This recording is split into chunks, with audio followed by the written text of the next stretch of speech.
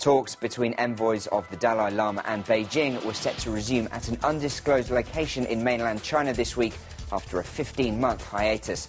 That's according to the Tibetan government in exile. The talks follow a leadership reshuffle in the Himalayan region and a top-level central government meeting that set out a development blueprint for Tibet and neighbouring Tibetan population regions in the coming decade. The talks will be the 9th round since dialogue started in 2002. At a joint press appearance with President Hu Jintao on November 17th, President Obama called on the central government to resume dialogue. Beijing blamed the Dalai Lama for masterminding the deadly Tibet riots in spring 2008, but the Nobel Peace Prize winner has repeatedly denied the accusations.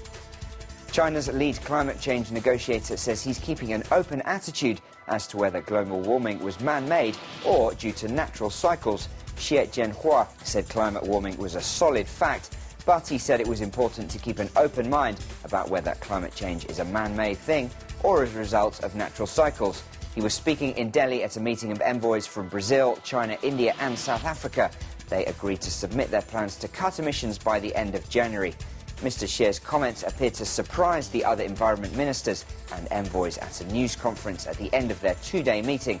He said it was important to include as many views as possible, to be more scientific and to be more consistent. He was responding to a reporter's question about a controversy over the UN's Climate Science Panel's 2007 assertion that Himalayan glaciers could disappear by 2035. Melamine-tainted milk products have been found on sale again in China more than a year after thousands of children became ill in a huge safety scandal. Products made by 3 different firms were found to contain melamine and have now been removed from supermarkets in Guizhou province. Melamine is an industrial chemical that can be added to watered-down milk to increase its protein content.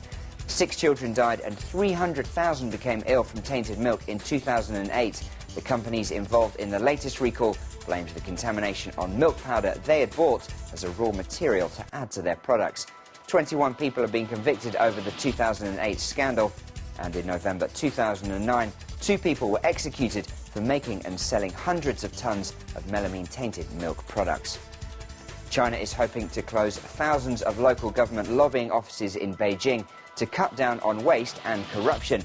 Liaison offices representing regional governments have operated in the capital for decades, but their number has skyrocketed in recent years as part of sharpening competition for central government funding.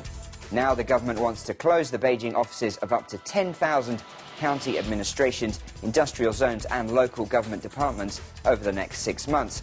According to the official magazine Outlook, the offices are widely considered a symbol of bloated bureaucracy and abuse of public resources, but are considered necessary because of China's highly centralized decision-making process.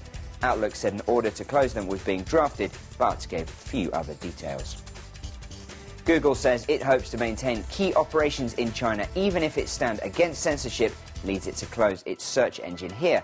The Associated Press reports that the internet giant is negotiating to keep its research centre in China, an advertising sales team and a new mobile phone business as the company navigates the delicate negotiations with the government. Both sides are torn by conflicting objectives.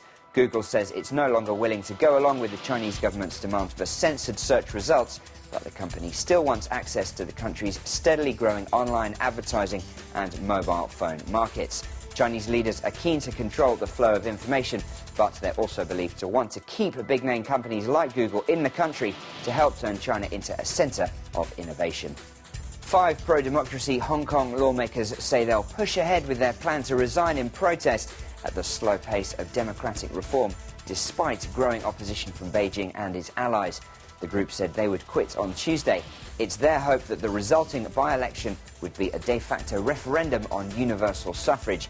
At present, only half of the city's legislature is directly elected, while a largely pro-Beijing committee effectively controls the selection of the remainder and appoints the city's chief executive. The Chinese government has said Hong Kong's chief executive could be directly elected by 2017 and the legislature by 2020, but pro-democracy lawmakers want universal suffrage in 2012. Beijing issued a statement earlier this month expressing grave concern over the campaign. It said the referendum was not in line with basic law, which spells out Hong Kong's political system following its return from British to Chinese rule in 1997.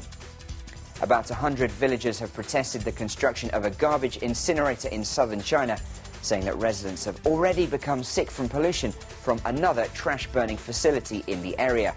Waste disposal is becoming a contentious issue as an increasingly crowded China tries to find new places to dump garbage.